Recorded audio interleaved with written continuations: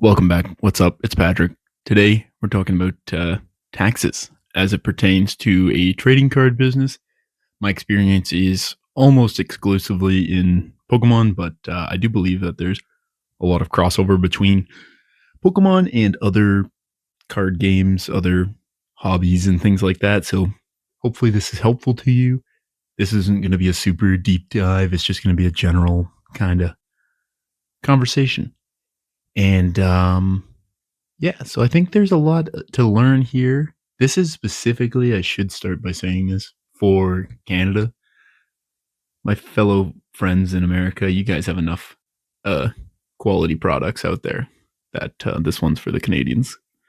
I was looking into this about 2 years ago now when I started my business, and there was absolutely diddly squat in terms of taxes and how they work. So I kind of went through it and figured it out, I think, to some degree. I do want to clarify I'm not an accountant. I have an accountant for the reason of me not wanting to go to jail. And I think that it's probably smart for you to have an accountant too if you plan on being in the Pokemon business and doing any real sort of sales. So, getting right into it, I think the most important thing before I get too carried away on taxes is you need to understand what your goals are. So, my answer to you of how you should approach your taxes is going to be very dramatically different depending on what outcome you're looking for. So, what I mean by that is if you are somebody who wants to own a store one day, like have a physical storefront, then your tax game plan is going to look a lot different than somebody who's just doing this on the side and has no real intentions of pursuing Pokemon or whatever other trading card game endeavor for a career. So if you are just looking to go to shows or be a Facebook Marketplace seller, or whatever the case, and you're just going to do cash deals and technically break the law, I won't tell anyone, but like I wouldn't also recommend it. Um, if you are right now doing card shows, doing Facebook Marketplace, doing those things, but you want to progress to having an actual business, then I would recommend strongly doing things correctly. Because although taxes seem like a just overall burden and entirely negative, they're not. And I'm going to explain why they're not, going into further detail later on in this video. If you are going to be doing this, I recommend you set up a business in some capacity so that you're spending money from a credit card or something that is directly linked to not your personal funds. This will make things a lot easier. One of the most common misconceptions up front is that if just because you have a business, you can buy things from stores and not pay taxes, or that your taxes get automatically reimbursed.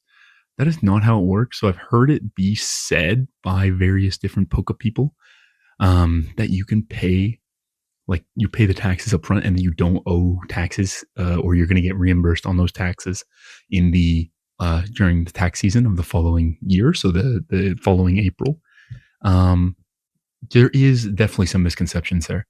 So the reason this is a misconception is you only get the tax reimbursement when you sell the inventory.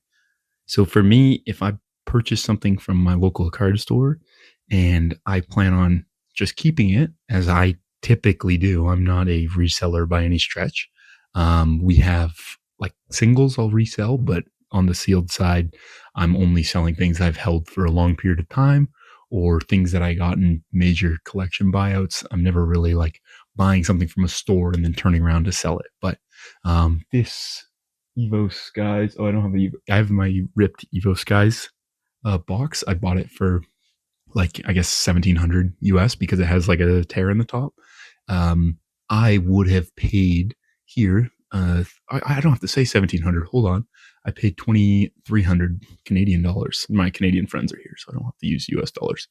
I paid about 2500 for it and it was 3500 market at the time. So I liked the deal. I took it.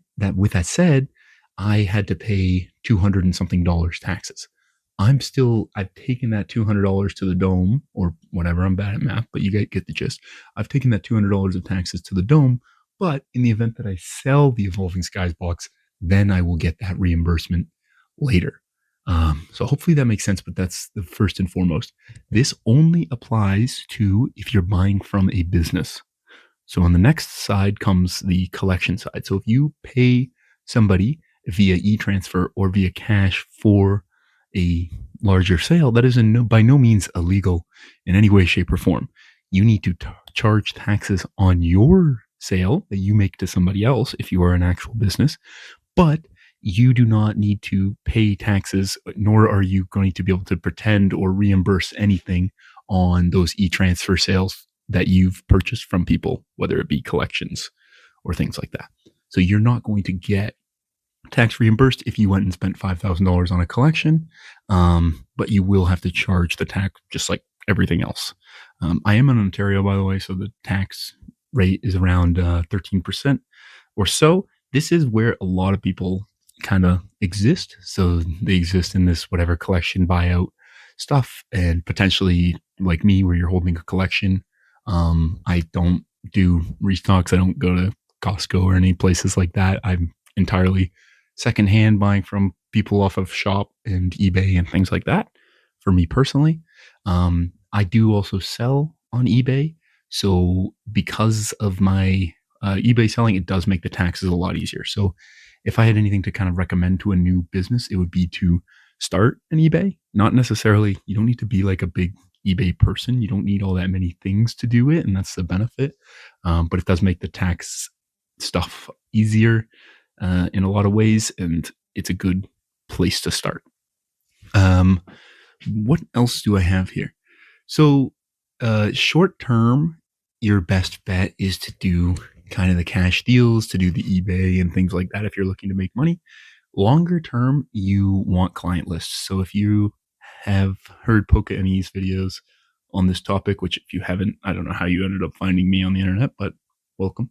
Pokémon talks a lot about the business side of Pokemon cards in particular, and he talks a lot about getting clients. And so this is where, for me, the doing it the correct way will pay dividends. So I felt down on myself about 5 months ago or so. I spent quite a bit of money on Japanese cards. I bought a lot of Japanese boxes. I was listening to the Poke stuff, and I was thinking, oh, I can just churn and burn 5% profits, and start making some money off of that. Because like I don't have distribution, I can't go and make a quick buck flipping English stuff. So I wanted to give it a go on the Japanese side. Of course, then stupidly, after I got all this stuff, I only then realized that there was so much on the market, in particularly Facebook Marketplace, with people obviously not charging taxes. And so I was a little bit defeated because I didn't have a choice but to be more expensive than these guys on Marketplace. But they also were, not, they were breaking the law. They're not paying taxes on their sales. So that kind of made me feel like, oh, maybe I should just be a criminal. Maybe like, what's the point of doing things right? Until I saw the Pokemon stuff of like, you need the client list. If you don't have a client list, if you don't have an official record of having sold to somebody, and this is the benefit of us having our own website, which we do, is that you actually get a client list. You get people who distribution in the future. I hope that we have enough that distribution will see us as a worthwhile client. It won't be in any time in this market like we need it to be when they're not selling stuff super easily, which is not going to be for a while, in my opinion. But regardless, there's a lot to be said of doing things the right way, paying your taxes. And for me, we want to be able to open a physical store. Part of my goal for that is to make sure that the physical store is something that I own, that I'm actually paying towards. So the only way this is going to be possible is by going to a smaller town. I'm aware of that, and trying to get, decent property, and it's something that we can operate online and whatever. But you didn't come here for my business plans. But the reason I'm saying this is, if I've been paying taxes all this time and I have recorded revenue and I decide that I want to go and open a store, lenders are going to have actual data. They're going to have actually things to trust me and give me good rates on debt, which I'm not afraid of debt. I just don't want credit card debt. I don't want Car loans, I don't have any of those things, and I'm fortunate to say that I don't have student any sort of debts whatsoever. And that's an important thing to think about. So if you're somebody that's in debt and maybe you have a bad credit score and you want to go open a store and things like that, then you have to look at it differently than somebody who's just doing this for fun on the weekend. Um, but regardless, this is just a quick little uh, touch on it. The other thing I wanted to mention, which is the only reason that this video is unique to Canada, as I said in the start, is the first home savings account. So if you are a younger individual and you're from Canada and you hope to own a house at any point, you need to be aware of this account because the way that it works is you have to put some money in for it to start. So for you to get access to it. And so even if you start today with like $1, you will gain a contribution room of $7,000 per year Canadian for the ongoing future. So super important that you start that. I know it's not Pokemon related directly, but it kind of is, and I'll elaborate. If you are making a bunch of money on Pokemon, so I want to throw this at you as like a thought experiment. If you have the absolute best case scenario, so let's say you invested $5,000, you have this collection that's done absolutely insane. You're making $800 every weekend. You're doing absolutely nuts. And after 5 years from now, you've got 100 grand in Pokemon. Like this is best case scenario. You've got 100 grand in Pokemon stuff, but you don't know what to do with it. You don't have any other accounts. You don't have any other investments. You don't have any other game plan. You need to be taking your wins and putting them in other places so that you have actual usable money. Because if you go and have this huge win on Pokemon, so that you're up 100K, your capital gains is, for argument's sake, if you never did the business correctly, your capital gains, for argument's sake, is 95 grand now, right? So you made 95 grand on your Pokemon collection. If you were to sell to get a house, you're going to either have to pay capital gains on all of that, right? So on that 95K, you're going to have to pay a boatload of money all at once, which is no good, or you're going to invest it into a first home savings account. So this would be my recommendation, is that if you have another job, you're doing relatively well, take some wins out of Pokemon, make sure you're paying yourself along the way, and keep them in a first home savings account. If you're a little bit older and you already have a house, then RRSP serves the same function. But you don't need to hear that from a 25-year-old loser on the internet. I didn't say this at the start, but if you need any credentials, we've done around 50K in sales in the last year and a half, which is kind of insane. Mainly we've had a nice collection like from when we were kids, my brother and I. So we've I'm ridiculously fortunate. I'm beyond lucky, and I'm aware of that. So I'm just trying to help out where I can with potentially people who are my age or younger or older or whoever that doesn't need some help on the tax front. First of all, if you're already selling stuff, get an accountant. If you're looking to start selling stuff, and you have any questions, I'm happy to answer to the best of my ability. But I'm just a guy on the internet, so do with this what you will.